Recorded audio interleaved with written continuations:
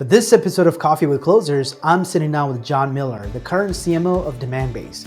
Prior to that, Jon co-founded Marketo, which was acquired by Adobe for $4.8 billion.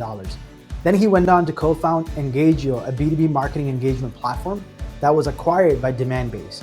Jon is a speaker and a writer of marketing best practices, and he's the author of multiple marketing books and was named the most influential marketing CEO of the year by Corporate Excellence Awards in 2019. Stay tuned for my conversation with Jon, where he shares practical advice for marketers and business leaders about how to create the best account-based experience for your customers.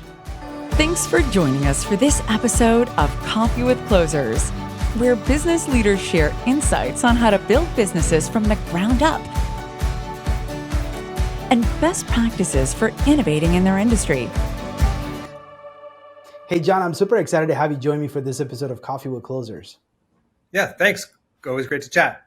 Yeah, most certainly. I met you a while back. I don't know if you recall. You were actually doing a road show with the Terminus team. It was basically the birth of ABM, right? You were Flip the Funnel conference, Flip the Funnel road trip. Yep. So I don't know if you remember, you were in Chicago. That had to be at least 10 years now, maybe close to like 10 years, I suppose. No, well, we started Engagio back in 2015, so that probably would have been 2016 or 2017 when that happened. Yeah, so quite a while back. It's been a crazy journey. So I don't know how many people actually know you have an interesting story of how you went from going to school in Harvard, getting a physics degree, and then ending up as the pioneer in marketing and starting a Martech company, Marketo. So can you share with our audience a little bit about your entrepreneurial journey and how it all got started? Sure. Yeah. So, growing up, my mom was a school teacher. My dad was a lawyer, and I just didn't really have much exposure to the world of business. And I liked science, and so I sort of studied physics and, got a summer job at the Lawrence Livermore National Labs, which was kind of cool. I had the Department of Energy's version of a top secret clearance. And I just thought I'd go into academia because that's sort of what people I knew did, and, I remember though my senior year of college, it seemed like everybody was doing like the recruiting thing and interviewing at investment banks or consulting firms. And I hadn't really loved my summer at Lawrence Livermore. And I didn't really think that when I looked at the lives the physicists were having, it didn't seem like that was such an amazing lifestyle. And so I got into a PhD program, but they were kind enough to let me defer for a year. And then I went through like that whole recruiting thing and ended up getting a job at a management consulting firm, which, I quickly kind of ended up at a firm that was kind of specializing in what today we'd call kind of CRM or customer relationship management consulting. Not the technology, but the business strategy. How do I use data and intelligence to make better decisions around my customers? And this firm called Exchange Partners, the founder and the CEO realized that some of our customers couldn't implement the technology couldn't implement the recommendations we were having because the technology wasn't there to support it. And so he actually went and bought like an old marketing tech firm, which then they paid to kind of migrate to client server off of mainframe. That company became successful and ultimately spun out as its own company that had an IPO called Exchange Applications, or eventually just Exchange. Mm-hmm. And in many ways, Exchange was like the leading marketing technology of the mid-90s. So, fast forward a couple of years, I went to grad school for business. And when I was coming out of that, rather than, this was 1999. So rather than just more business or more consulting, I was like, maybe I should do what everybody else is doing and get into technology. And I was kind of trying to figure out what I wanted to do. And I was interviewing at some different firms, but I ended up having some conversations with Phil Fernandez, who was my boss's boss back from Epiphany. Mm-hmm. But we started talking about marketing tech. We realized we both shared a vision that there was an opportunity for a new generation of marketing technology. Software as a service was becoming mainstream, but wasn't quite it wasn't like 100% yet. Mm-hmm. And what we realized is that, marketing technology had always been held back because it was a capital investment. You had to buy software like Epiphany and implement it, and it was $500,000 before you saw any value.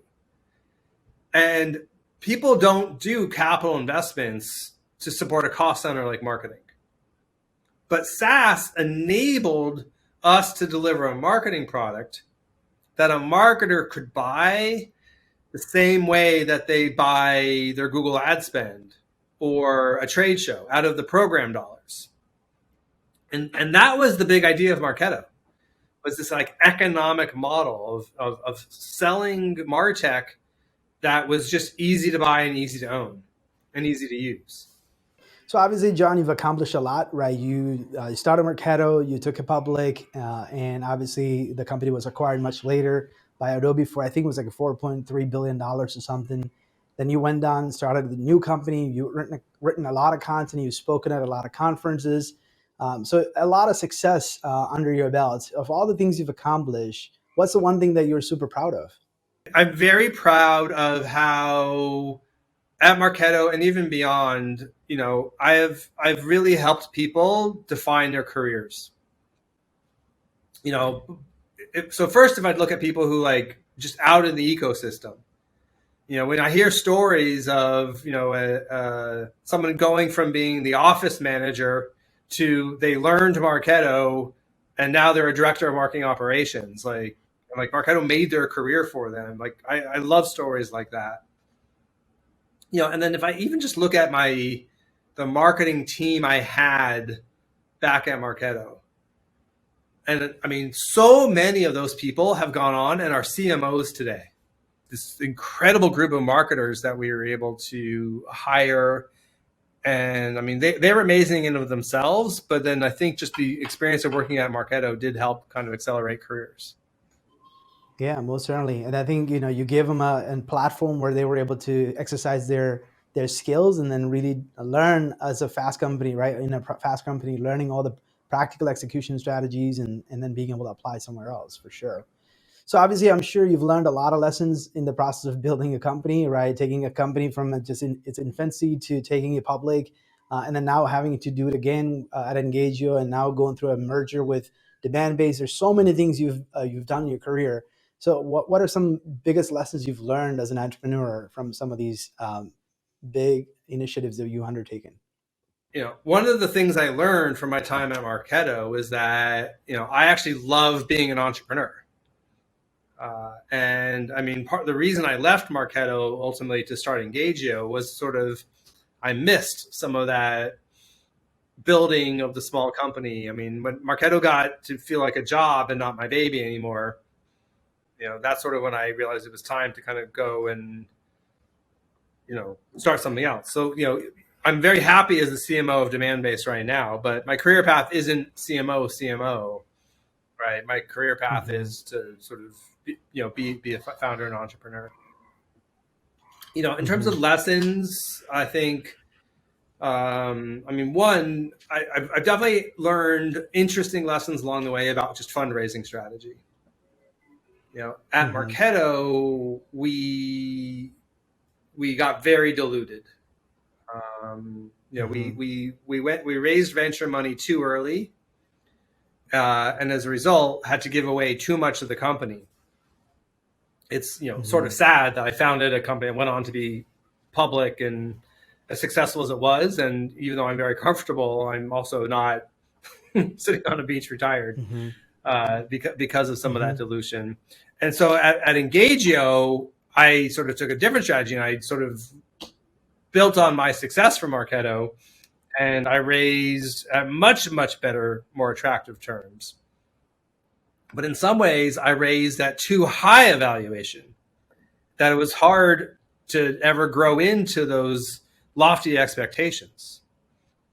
And so I think one of my lessons learned is just, as in most things in life, that right balance is super important. Don't go too much on any extreme when it comes to your fundraising strategy. So that's definitely, I think, a fundraising lesson. Another one I'll point out is, in many ways, I think Marketo was successful despite its culture. We didn't work very hard to define a company culture for Marketo. We just happened to have an amazing product in a really good category with strong product market fit, and that solved a lot of ills. Engagio, I was much more deliberate about culture, and Demandbase is also a company that's very deliberate about culture and being a great place to work. That not only makes it more fun on the journey, but I also do think in the end it creates more resilient companies. Yeah, I think the early 2000, the company culture wasn't like a big thing. Right now, in the late 2000, it became a big thing for people, especially if you're trying to attract good talent, right? Because I think the competition for talent became such a big thing that you had to differentiate your company with its culture more than just compensation, because every company is offering amazing compensation packages, right? So that wasn't enough to attract talent. And I'm not saying culture was never an issue, but I think it became even more of a big reason for people. Yeah, and I think attract and retain. I mean, people stayed at Marketo because Marketo was successful, right? And people were like excited for an IPO. And then once the IPO happened, what's the reason for sticking around anymore? There was no. I think you have to have a deeper purpose and mission. Just Yeah, because ultimately that people want that. They don't just want the paycheck. Most certainly.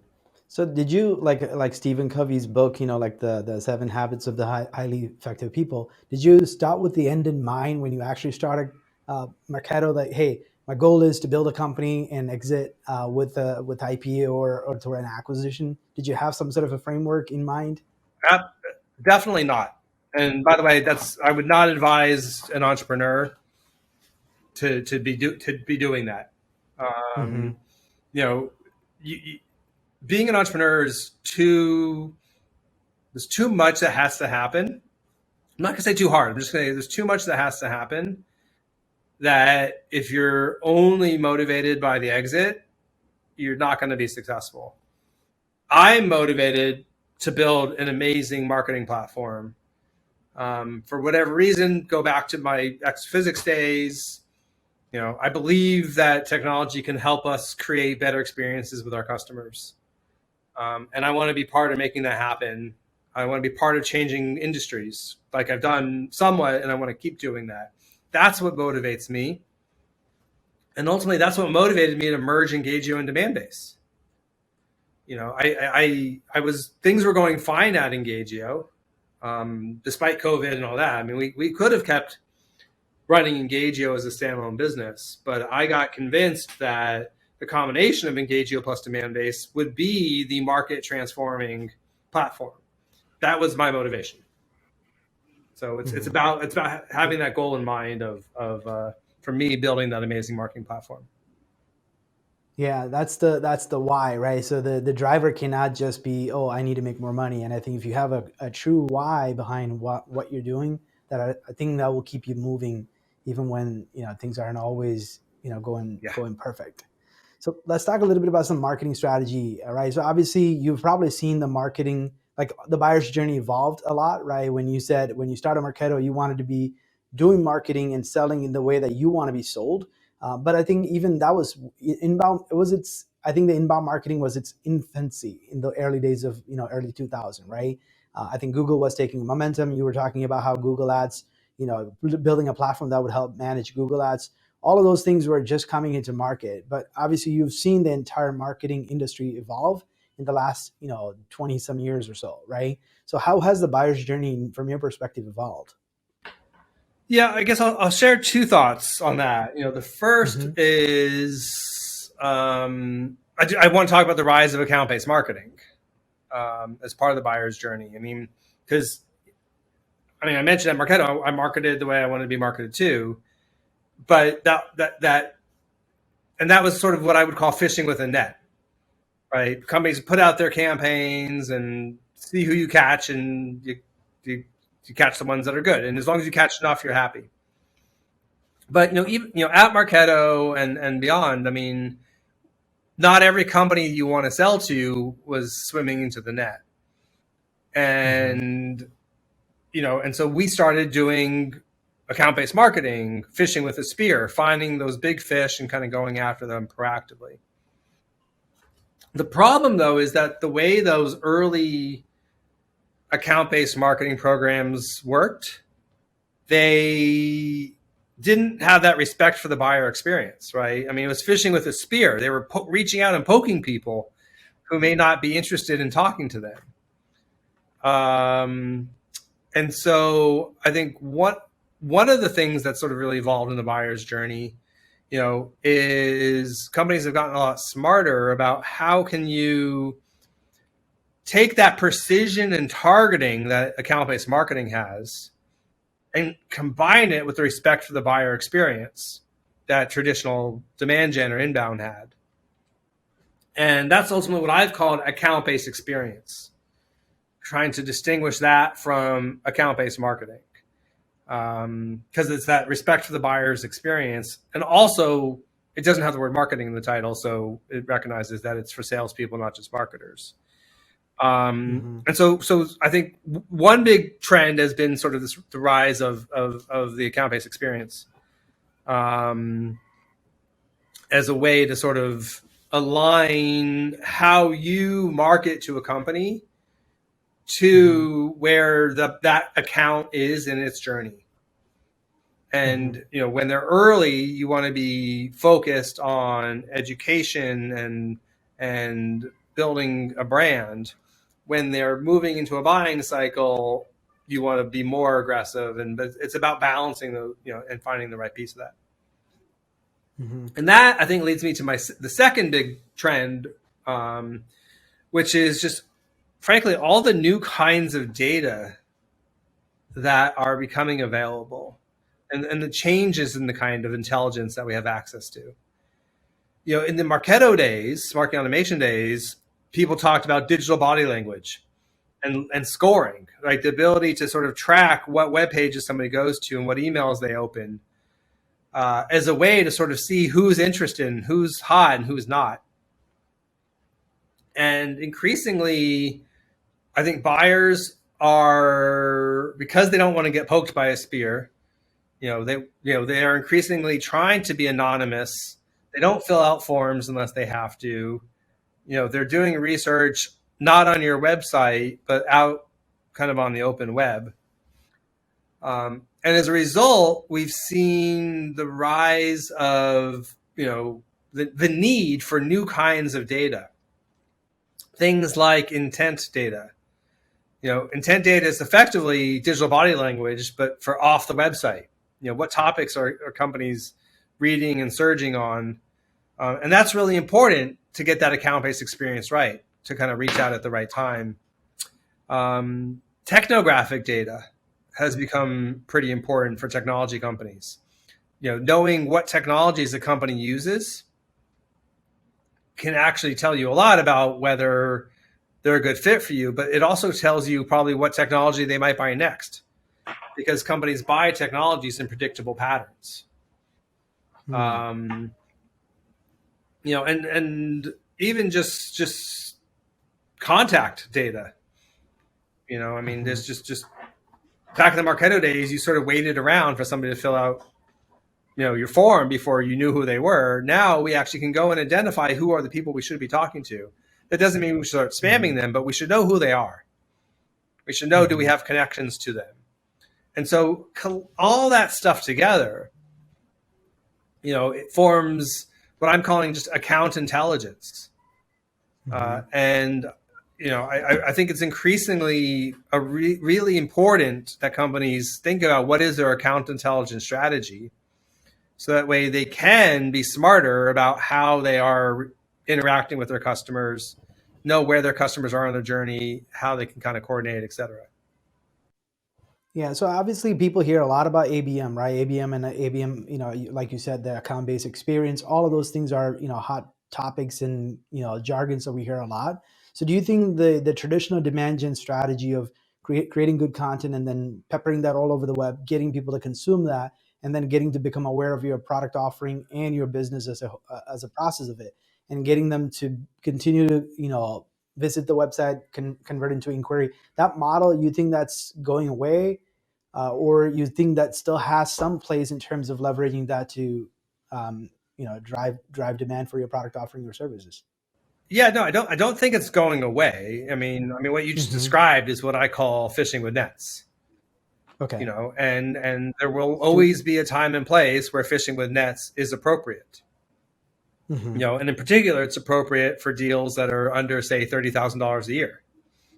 And if that's your deal size, if you're $10,000 to $30,000, you should fish with nets all day long.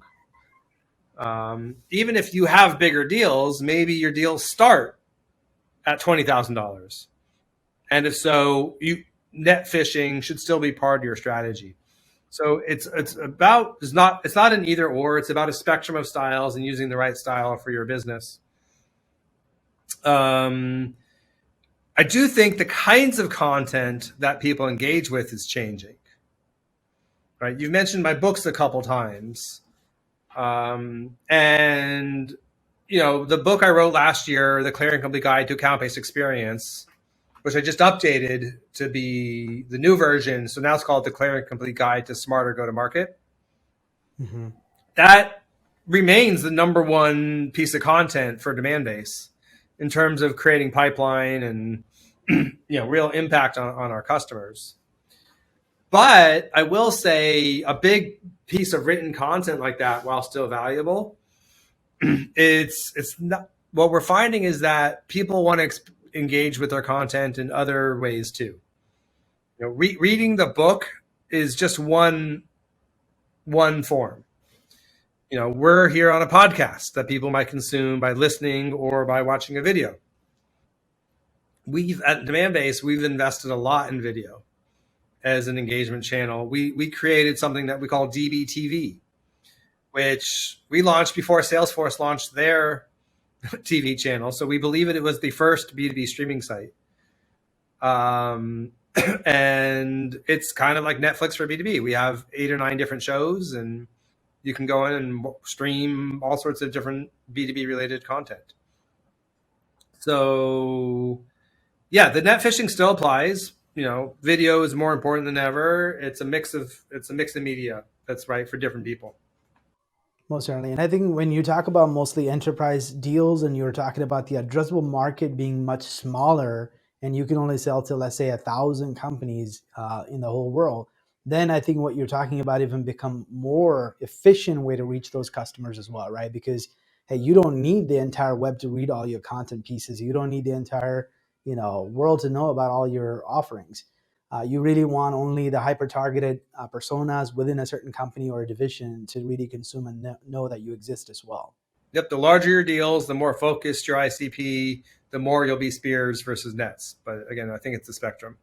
Most certainly. So where do you think the ABM and the account-based experience is headed as we see this privacy things becoming more and more increasingly more tightened by all these different devices and things of that nature? Where do you think that's headed? Yep. Well, I mentioned account intelligence. And regardless of whether you're practicing a spear phishing account-based marketing motion or a demand gen motion or a hybrid, I do think just having account intelligence is increasingly important. Having data about the accounts in your market and the contacts at those accounts and what technologies those companies have and who is showing intent, and then combining that with your first party data. Ultimately, I think that account intelligence foundation is critical, and you see it happening. You see vendors like Demandbase and 6 Sense buying data providers. You see data providers like ZoomInfo entering the ABM space. So we're really starting to see this convergence between ABM and data, driven by this importance of account intelligence. Now, you mentioned privacy. That I think really has two main factors to it that are important here. The first one is, and everybody talks about this, it makes first party data all the more important. Mm-hmm. You want to make sure you've got really good access and be able to take your data and understand it and synthesize it and segment it, and then use your first party data to activate your advertising, whether it's over Facebook or LinkedIn or display. The other thing that I think is important is when we're talking about account intelligence, 95% or 98% of the time, we're talking about account level data. And account level data doesn't raise privacy concerns. Privacy concerns are related to individual people and contacts. And so one of the magics of account intelligence is that data is going to still be available, even if we crack down on person level data. Mm-hmm. So my question is, obviously with this hybrid working model, right? Everybody's kind of working, some people are back in the office, but they're still working from home. How are we still confidently say that we have the accurate information about the intent data? Is confident, we can trust in that data, because if people are working from their home IPs and then they may be back at their office working from a computer at the office with a company IP, where. So, what you're getting at is what's known as account identification. In order to personalize to the account or analyze account engagement or derive intent data, you do need the ability to sort of take, hey, there's a person on a web page. You need to be able to know that person, well, they work for this company. You don't know who the person is, but you know the company. And then you need to be able to analyze the content of the page to figure out what it is they're reading about. So ultimately, how do you do account identification? If you go back far enough in time, the main way people did that was with IP addresses, right? And you could go to the IP registry and see that Microsoft owns this particular IP. So if you see somebody from that IP, they probably work for Microsoft. Mm-hmm. Now that didn't work for mid-sized businesses and small businesses, and there are a whole bunch of other problems with it. And then the real problem happened with COVID, right? We all started working from home. Mm-hmm. Those IP addresses don't tie to the company anymore. But fortunately, we also have access to cookie data. Mm-hmm. And, the cookies and the IPs work together very synergistically. If we see a person and, the IP maps to a business, great, we're done. We know that IP maps to a business. Maybe it doesn't map to a business, but we see the cookie. Mm-hmm. And we're able to see, well, that cookie maps to the business. We can do two things. One, we can identify them. But two, we can now update our database to see that IP, which might have been your home IP address, now ties to that business. So we've so even if a year from now, you've cleared your cookie or your cookie has gone away, we've still learned that IP is, that home IP ties to a business. So these two things work together very hand in hand. We've actually seen at Demandbase, our account identification rates have gone up dramatically post-COVID than pre-COVID. Not just because, but we've done a lot of other things, but we've been able to respond to the work from home, no problem. Yeah, you would think the opposite, because you had more and more people working remotely, that it would only make it difficult to track and identify the accounts. It did drop a little bit when COVID first started, but then we worked hard on it and we got access to more data and more insights, and we did more machine learning, and we've ultimately are now tracking higher than we've had forever. So can you talk a little bit about this Engagio Demandbase? What does that merger means in the Martech world, as well as what does that mean for marketers in terms of what power does it provide marketers to do? Yeah, I alluded to it just a little bit earlier when I said, my why was to build the greatest marketing platform. Engagio historically was really strong at first-party data and orchestration. Demandbase was really strong at third-party data like intent and advertising. So the combination was, really the best-in-class ABM platform across kind of every dimension, which, by the way, was validated recently. Gartner came out with their first Magic Quadrant for ABM platforms. It was the first analyst report that came out post Engagio Demandbase merger, and Demandbase was ranked exactly where we'd want to be in the leader quadrant. So I think that just validated the strategy of kind of combining these platforms.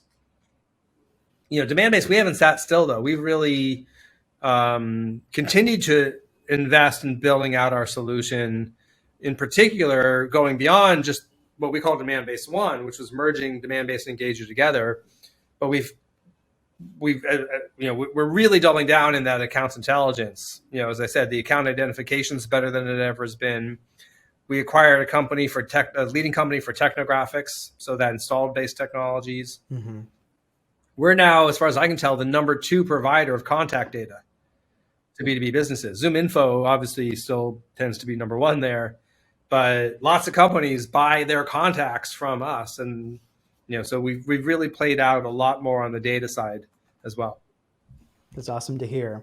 So obviously, John, I've known you in terms of from a consumption of content and information around marketing. Your name was always on every ebook that ever Marketo put out, and even when you started Engagio, you had the definitive guide to, I think it was ABM, one of the pieces I think you put out. So you've somehow found the way to really be in the forefront, right? Being a thought leader in that specific category. I'm sure there's a lot of leadership, right, who's behind the scene but never really take a step, an active step in being kind of a thought leader for the organization. What advice do you have for executive leadership, right? What do they need to do to proactively putting out a lot of good quality content that educates the market and sets the tone for buying criteria or whatnot? It's easier said than done. And I don't want to convey I've got any sort of magical skills. What I have is a passion for teaching. As I said, at the very beginning, my mom was a teacher. I come from a family of educators. I think it's really hard for somebody to be great at producing content and thought leadership if they don't have that kind of passion for teaching at their core. There's got to be something that's driving the motivation to create the thought leadership and content that goes beyond just, gosh, this is good for my company. Maybe you're really trying to build your personal brand. I think I've seen that be a good motivator. So to the extent that you can develop a passion for teaching. The other thing I'll throw out there is, I think my skill is not thought leadership, but synthesis. Mm-hmm. I think I'm good at learning and absorbing from a lot of different places and then combining it together into something that maybe sounds like thought leadership, but is really mostly, I think, just synthesizing a bunch of other data points into something. Mm-hmm. I think people can develop that synthesis skill. Just read a lot, stick all your notes into a Google Doc, start to organize them, keep reading. When you find that everything you read, you've got kind of covered somewhere in the outline already, that's sort of when okay, I'm started hitting saturation point. I've filled the space, if you will. Yeah, and obviously, today's marketing is education, right? Because I think you're leading with education, and the best way to sell is by helping, right? By helping, you are obviously helping them to solve their business challenge, and ultimately they will buy from you if your product is superior to whatever the alternative is. So obviously, I'm sure, John, you've learned a lot. Looking back, you probably could have done a lot of things differently, but knowing what you know today, what advice would you give your younger self? Well, the generic advice I always share, and I would share with my younger self, is also, things are never as good as they seem when things seem good, and they're never as bad as they seem when things seem bad. And I think that's just pretty obvious to say, but it's really important advice to live by. When times are hard and you think they're terrible, just remember it's not actually as bad as you think. But the flip side is also true. When everything's going great and you think you're on top of the world, just remember that's not going to last either, and just kind of help figure some of that out. Awesome. Well, a great thought to end our conversation, and I certainly appreciate your time, John. Thanks so much. Great. Thank you. This episode of Coffee with Closers is brought to you by OneIMS, a leading digital marketing agency helping businesses win new customers.